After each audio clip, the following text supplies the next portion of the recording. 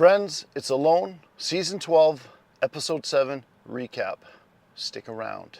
Welcome back to Tenta Outdoors. My name is Alan from Season 10 of Alone.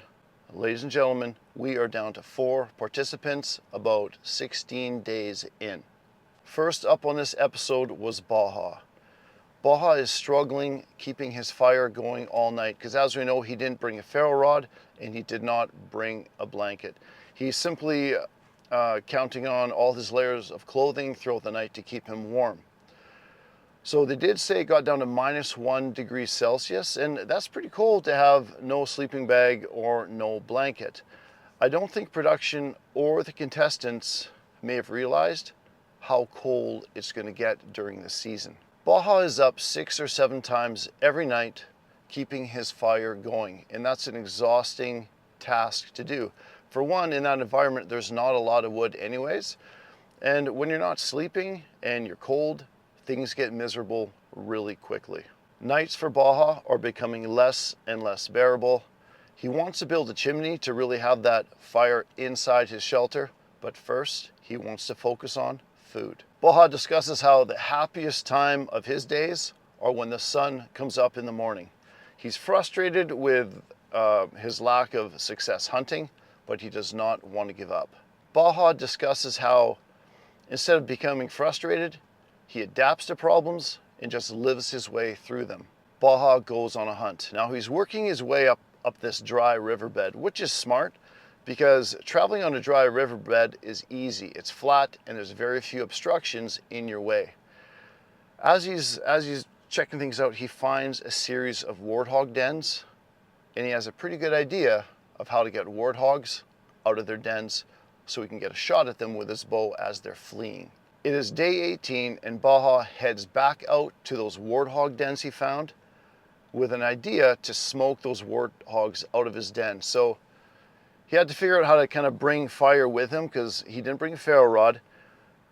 So I like what he did. He finds some dried animal poop. I'm not sure which animal it's from, but it's got to be quite dry, and he puts some coals from his fire inside the animal poop and he kind of folds it over and holds it together with sticks to keep the coal alive.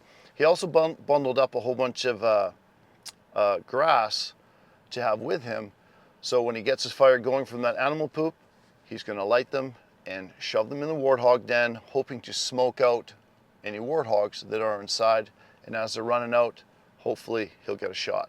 Baja discusses how he is feeling a little bit of fear, that he's not going to last long enough to be able to win the competition. He talks about his sister a little bit, and he says that he thinks about her the most when he's struggling and that she is his guardian angel. Baja's pictured stuffing bundles of dry grass inside the warthog dens and letting the smoke work its way inside, hoping to get those warthogs to run out, but he does it on a few different dens. Unfortunately, it doesn't work. I would assume that no warthogs were in those dens and that they had moved on to somewhere else, but it was an interesting strategy, one we've never seen before on the show, and I commend Baja for his creativity and thinking. I don't know, folks. I feel that if there had been warthogs inside one of those dens, I think that strategy could have worked. If you kept stuffing enough grass in there and enough smoke reached its way down inside to where they were, that I think those warthogs probably would have fled. Now the tough part for Baja would have been, you wouldn't know when those warthogs are taken off out of the hole, and as they're running out, and those things are fast. I mean, those things, everything wants to eat warthogs in Africa, and so they've adapted with speed. They're super fast, and they're not going to walk slowly out of that hole. So, and you'd have no forewarning of when those pigs are going to run out. So, man, you would have to be standing at the ready, and when that pig takes off out of that hole, you would have to shoot quickly, and you'd have to make it count. It would have been great TV if it did happen. His next scene is getting up repeatedly at night, keeping that fire going, and he admits he's feeling really frustrated and feeling negative. I do know how he felt because from day 50 to 66 when I was out there, as I've talked a little bit about before, the only way I could make it through those cold nights was to stuff my sleeping bag full of hot rocks, and I'd have to get up again throughout the night to light another fire and heat the rocks up again. But when I climbed out of my sleeping bag, and sometimes it was -20 Celsius, And I'd get completely dressed again. I'd put on my boots, my hat, my neck warmer, everything, gloves. I'd have the fire ready to go. I'd light the fire, but it was such a pain, and it was so miserable crawling out of your sleeping bag. And it took probably about an hour every night to wake up, light the fire, heat up the rocks, and make sure the fire's out, and then go back to bed and make it till morning. So yeah, it's a tough go getting up through the night and not getting good sleeps. If Baja had brought a ferro rod, his nights would have been a lot easier to make it through. I can't even imagine not having a ferro rod out there for those last 2.5 weeks when it got really cold. I honestly don't think I could have done it. It was the next few scenes that the audience kind of felt that Baja may be leaving. He talked about how he really started thinking about his purpose out here, and he felt that he was needed more elsewhere. Baja wants to be with his family and those who depend on him, and he realizes that money is not what he needs. Baja taps out of the competition, and we are down to 3 remaining contestants in the show. I liked what Baja said next. He feels it's healthier for him to tap. It's better for him in the long run because he needed to step over his ego, and he needed to allow himself to feel small. Next up, we have Katie. I'm glad we saw Katie this episode, but again, it was a very short amount of airtime for Katie again this episode. I think it was just over 3 minutes. Katie is shown setting some Paiute deadfall traps to catch mice. Now, she's not catching mice for food. She wants to catch mice for bait, to do the same thing Nathan did, was to catch one of those giant catfish. I like that she's using the Paiute deadfall trap. In my opinion, they work a lot better than the figure 4 deadfall trap because you can set the trigger very sensitively, because sometimes on those figure 4 deadfall traps, a mouse can actually climb around on the trigger mechanism, eat the bait, and not set off the trap. But those Paiute deadfall traps, you can play with it so it's like literally a hair trigger. She sees a few water bucks. She calls them her morning companions. I mean, she sees them, they seem close, but they seem so far away and out of reach to get with her archery equipment. She's continuing to work on her shelter, and she's using mud to insulate and reinforce it. Next up on the episode was Kelsey, and it's day 17. Her opening scene is noticing an African fish eagle from a distance on the tree. Beautiful animal. At first glance, it kind of looks like a bald eagle, except its white head carried down further onto his chest. Kelsey decides to go on a hunt, and she speaks about how she sees animals every day, but unfortunately is not able to hunt the majority of them due to the restrictions associated with the draw weight of her bow. She moves over to her warthog spot, and she can't find the warthogs. Moments later, she actually finds a den that has been collapsed due to that massive storm. And obviously the warthogs have moved on out of that area. She then explains to the audience that she regrets not taking a shot at those warthogs she saw on day 6. Her next hunting plan is to conceal herself in some bushes and trees and wait by the water hole to try to arrow a goose. Now, we don't know how much time elapsed, but the camera shows, no, the camera was in a perfect position because it showed a goose walking towards where she was hiding in the trees with her bow kind of at the ready. We knew the goose was coming, but Kelsey was not able to see that the goose was coming. And as it got very close to her, it somehow sensed her presence, and the goose was gone. I thought that was a good try for Kelsey, and it was actually really close. Kelsey decides to go for a walk to clear her mind because she knows that if she sits around camp, there's a chance she might tap out. She feels that she's kind of losing it and not having a great day. She's realized that she's entering the starvation point of the game. She knows that these walks are burning calories unnecessarily, but she believes that without these walks, she wouldn't be in the game anyway, so they are very necessary. She's worried that soon she may be pulled for medical weight loss, but she's not going to give up, and she's not going to tap. On her way back to camp, she notices movement. She moves closer to investigate, and it's this massive tortoise just poking along the ground. And it was a pretty cool experience. I've obviously never seen anything like that. And I think it's exactly what Kelsey needed at that moment to lift her spirits. Up next, we have Nathan. Nathan's first scene is eating buffalo thorn fruit, and he's chewing up the seeds and swallowing them because he's seen baboons eating the same thing, and he's also noticed that their feces contain the seeds as well, so he figures it's okay and is also consuming them.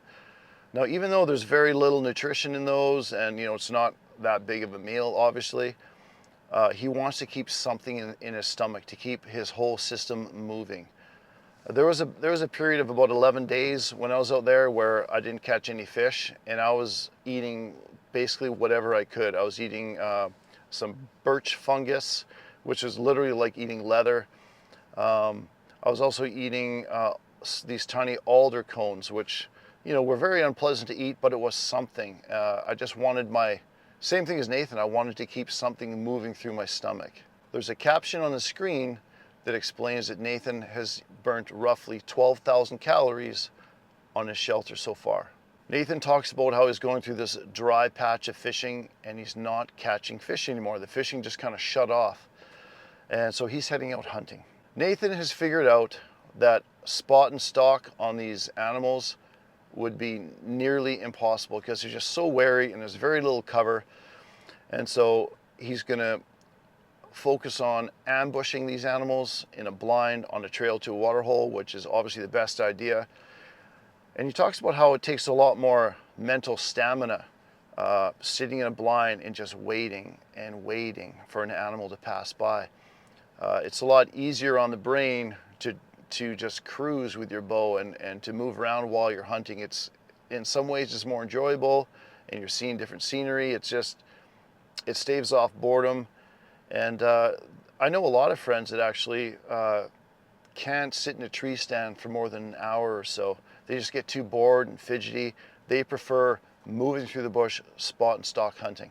Nathan is thinking a lot about his son, and he tells a story about how he took his son hunting, one of his first hunting trips. And he ends up shooting a rabbit with a small caliber rifle, and he ends up hitting it in the spine, and it made some unpleasant noises as it was dying. And when they approached it, they realized that it was also a mother. And obviously, the son was very upset, and he looks at Nathan and goes, "Dad, I don't think I want to be a hunter." And totally understandable from his son's perspective. And Nathan spoke about how he respected his son's decision. He respected the compassion that he showed for the rabbit and his ability to make that decision that he just didn't want to be a hunter.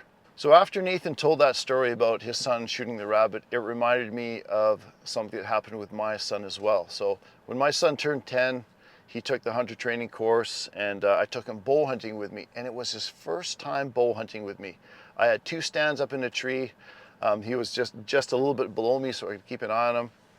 And literally, we were in the tree stand for like 5 minutes, and 2 little small bucks came from across the field and were feeding at about 15 yards. And it was too much for Davis to handle, and we just watched him, and it was great. Then a few weeks later, I borrowed my neighbor's 243. We went to the range, and Davis was shooting it really well. And we went out to another spot, and sure enough, we put about a 100-yard stalk on the small buck. We got to within 75 yards. We were laying down. I had a little tripod for him to hold the rifle on, and he had the crosshairs on this buck's chest for about 5 minutes, and he started crying. And he looked at me and goes, "Dad, I don't want to do it."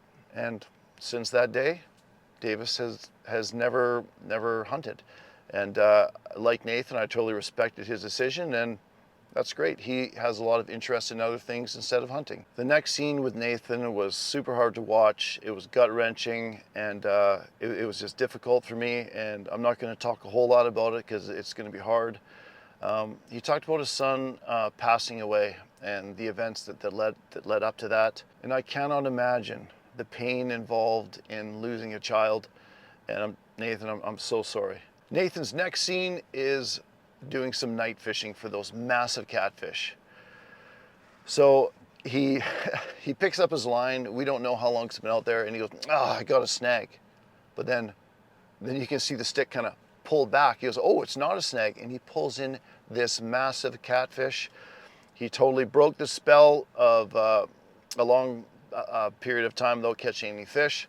Good on you, Nathan. Now, according to the edit, it would appear that Nathan is probably doing the best in relation to food procurement. But remember, that's just the edit. There may be other things happening that the producers are not letting us see. So Nathan says he's super excited about the catfish, but you know, just watching Nathan, he's so even-keeled. Like, the guy is just so cool, calm, and collected. I imagine that in times of high stress, he'd probably operate very well. Folks, if you stuck around after the captions on the screen came out that showed the episode was over, I looked at my clock when the captions came up during what I thought was the last scene, and there was still 5 minutes left.